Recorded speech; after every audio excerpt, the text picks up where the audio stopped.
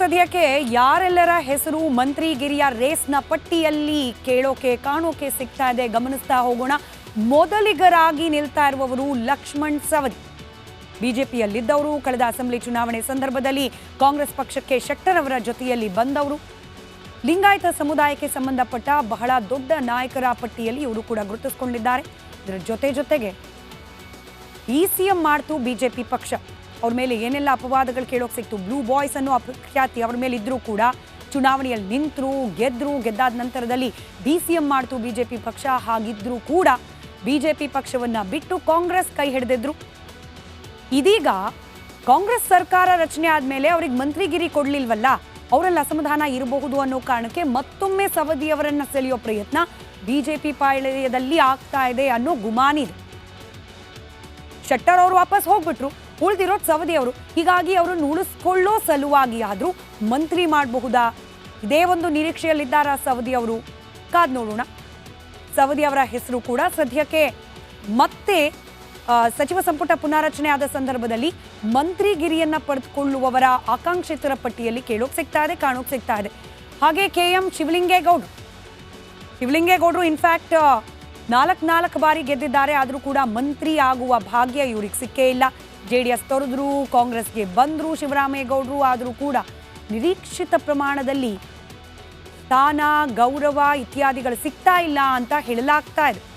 ಮಂತ್ರಿಗಿರಿ offer ಕೊಟ್ಟೇನೆ ನನ್ನ ಕಾಂಗ್ರೆಸ್ಸಿಗೆ ಕರ್ಕೊಂಡು ಬಂದಿದ್ರು ಅಂತ ಕೂಡ ಶಿವಲಿಂಗೇಗೌಡರು ಹೇಳಿದ್ದಿದೆ.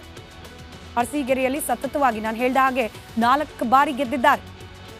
ಇಲ್ಲೂ ಕೂಡ ಮಂತ್ರಿ ಆಗಬೇಕು ಅನ್ನೋ ಆಸೆಯನ್ನು ಹೊರಹಾಕಿದ್ದಾರೆ. ಇನ್ಫ್ಯಾಕ್ಟ್ ಅವರು ಈ ರೀತಿಯಾಗಿ ಬಹಿರಂಗ ಹೇಳಿಕೆ ಕೊಟ್ಟ ನಂತರದಲ್ಲೇ ಈ ಕ್ಯಾಬಿನೆಟ್ ರೀಶಫಲ್ನ ಚರ್ಚೆ ಮತ್ತೊಮ್ಮೆ ಮುನ್ನೆಲೆಗೆ ಬಂದಿರೋದು. ಇವರ ಜೊತೆಯಲ್ಲೇ ನಡಿ ಈಗ ಶುರು ಮಾಡೋಣ.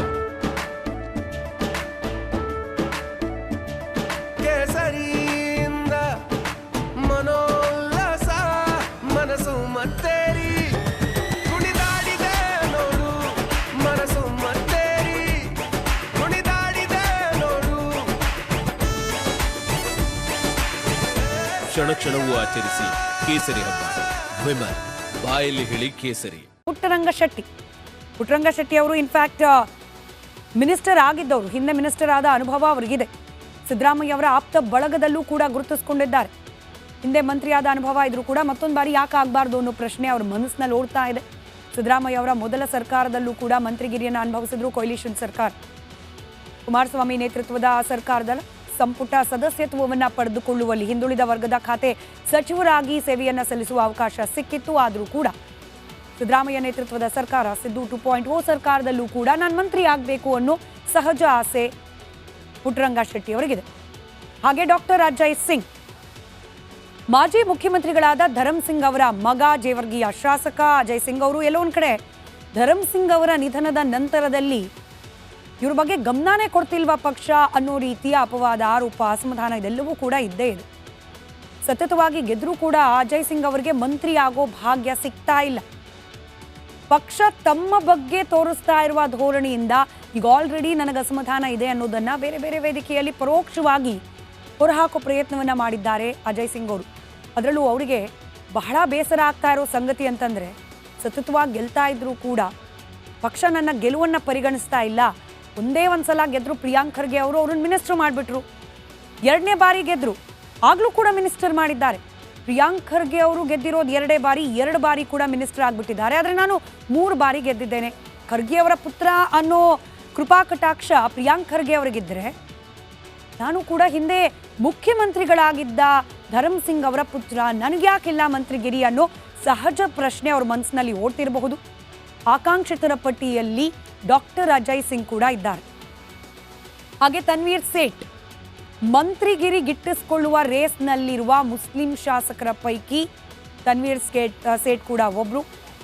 ಈ ಹಿಂದೆನೂ ಕೂಡ ಸಚಿವರಾಗಿ ಕೆಲಸ ಮಾಡಿದ್ದಾರೆ ತನ್ವೀರ್ ಸೇಠ್ನವರು. ಆದರೆ ಮೈಸೂರು ಜಿಲ್ಲೆಯಲ್ಲೇ ಈಗ ಆಲ್ರೆಡಿ ಇಬ್ಬರಿಬ್ರು ಮಂತ್ರಿಗಳಿದ್ದಾರೆ. ಒಂದು ಸಿದ್ದರಾಮಯ್ಯನವರು, ಹಾಗೆ ಕೆ ವೆಂಕಟೇಶ್ ಅವರು, ಇಬ್ಬರು ಮಿನಿಸ್ಟರ್ಸ್ ಇದ್ದಾರೆ.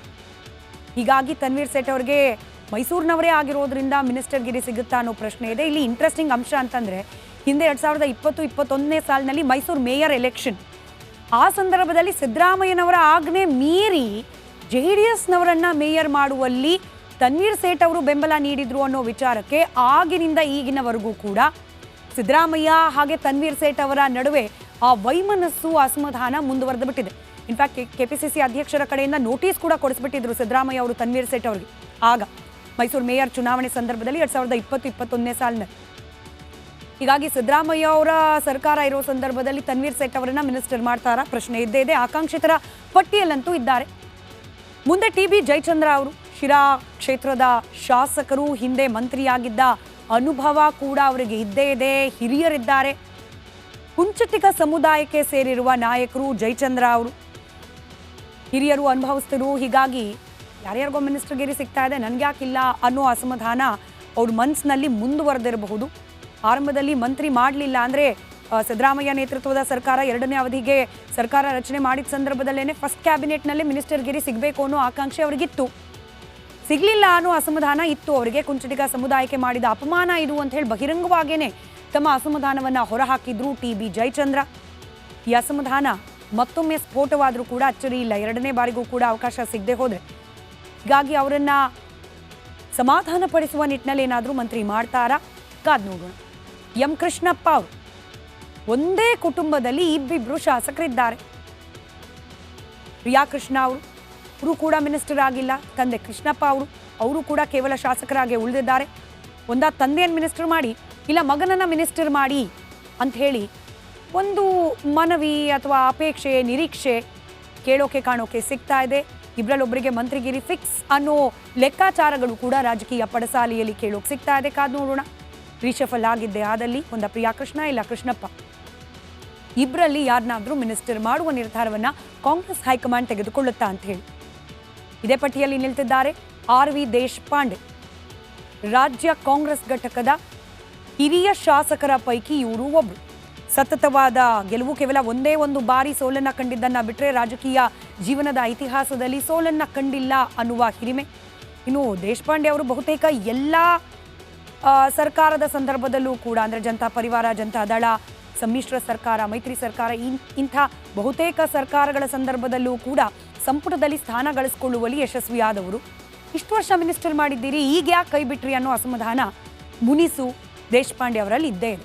ಹೀಗಾಗಿ ಆ ಮುನಿಸನ್ನು ತಣಿಸುವ ಪ್ರಯತ್ನವನ್ನ ಈ ಬಾರಿ ಮಾಡಲಾಗುತ್ತಾ? ಕಾದ್ ನೋಡೋಣ. ವಿನಯ್ ಕುಲಕರ್ಣಿ 3-4 ಬಾರಿ ಸಚಿವರಾದವರಿಗೆ ನಿವೃತ್ತಿ ಕೊಟ್ಬಿಡಿ ಅಂತ ಹೇಳಿ ಬಹಿರಂಗವಾಗಿ ಹೇಳೋ ಮೂಲಕ ಆ ಸ್ಥಾನಕ್ಕೆ ನನ್ನನ್ನೂ ಕೂರಿಸಬಹುದಲ್ವಾ ಅನ್ನೋ ಪ್ರಶ್ನೆಯನ್ನ ಹೈಕಮಾಂಡ್ ನಾಯಕರ ಮುಂದಿಟ್ಟಿದ್ದಾರೆ ವಿನಯ್ ಕುಲಕರ್ಣಿ.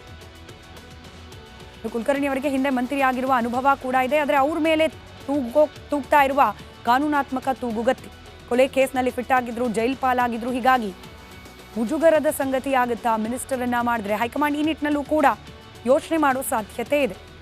ಚುನಾವಣೆಯಲ್ಲಿ ನಿಂತಿದ್ದೀನಿ, ಗೆದ್ದಿದ್ದೀನಿ, ಮಿನಿಸ್ಟರ್ ಮಾಡಿ. ಏನು ಕ್ರಿಮಿನಲ್ ಕೇಸ್ಗಳನ್ನ ನೊಂದು ಮೇಲೆ ಮಾತ್ರ ಇರೋದಾ, ಬೇರೆ ಯಾರ ಮೇಲೂ ಇಲ್ವಾ? ಈ ರೀತಿ ಉತ್ತರ ಕೊಡೋ ಸಾಧ್ಯತೆ ಕೂಡ ಇದೆ. ಆಕಾಂಕ್ಷಿತರ ಪಟ್ಟಿಯಲ್ಲಿ ವಿನಯ್ ಕುಲಕರ್ಣಿ ಕೂಡ ಇದ್ದಾರೆ. ಸಹಜವಾಗಿ ವಿಜಯಾನಂದ ಕಾಶಪ್ಪನವರು ಕೂಡ ಆಕಾಂಕ್ಷಿತರ ಪಟ್ಟಿಯಲ್ಲಿ ಗುರುತಿಸಿಕೊಂಡಿರುವ ಮತ್ತೋರ್ವ ನಾಯಕ, ಶಾಸಕ, ಪಂಚಮಸಾಲಿ ಲಿಂಗಾಯತ ಸಮುದಾಯದ ನಾಯಕ. ಕಳೆದ ಬಾರಿ ಮಿನಿಸ್ಟರ್ ಮಾಡಲಿಲ್ಲ ಅನ್ನೋ ಅಸಮಾಧಾನ ಇದೆ. ಇದೆಲ್ಲದಕ್ಕಿಂತ ಹೆಚ್ಚಾಗಿ ಈ ಬಾರಿಯ ಲೋಕಸಭಾ ಚುನಾವಣೆ ಸಂದರ್ಭದಲ್ಲಿ ಪತ್ನಿ ವೀಣಾ ಅವರಿಗೆ ಬಾಗಲಕೋಟೆಯಿಂದ ಟಿಕೆಟ್ ಕೊಡಬಹುದು ಅನ್ನೋ ನಿರೀಕ್ಷೆ ಇತ್ತು. ವೀಣಾ ಅವರು ಕೂಡ ಕಾಲಿಗೆ ಚಕ್ರ ಕೊಟ್ಕೊಂಡು ಬಹಳಷ್ಟು ಓಡಾಟವನ್ನು ನಡೆಸಿದ್ರು. ಸಂಯುಕ್ತ ಪಾಟೀಲ್ ಅವರಿಗೆ ಟಿಕೆಟ್ ಕೊಟ್ಟರು. ಹೀಗಾಗಿ ವೀಣಾ ಅವರು ಕಣ್ಣೀರು ಹಾಕಿದ್ರು. ಆ ಸಂದರ್ಭದಲ್ಲಿ ವಿಜಯಾನಂದ ಕಾಶಪ್ಪನವರವರು ಕೂಡ ರೋಷಾವೇಶದ ಮಾತುಗಳನ್ನು ಆಡ್ಬಿಟ್ರು. ಹೀಗಾಗಿ ಈ ಎಲ್ಲ ಮುನಿಸು ಅಸಮಾಧಾನವನ್ನು ಶಮನ ಮಾಡುವ ಸಲುವಾಗಿ ವಿಜಯಾನಂದ ಅವರಿಗೆ ಏನಾದರೂ ಮಂತ್ರಿಗಿರಿಯನ್ನ ಕೊಡುವ ನಿರ್ಧಾರಕ್ಕೆ ಬರುತ್ತಾ ಕಾಂಗ್ರೆಸ್ ಪಾಳಿಯ? ಕಾದ್ ನೋಡೋಣ. ಇದು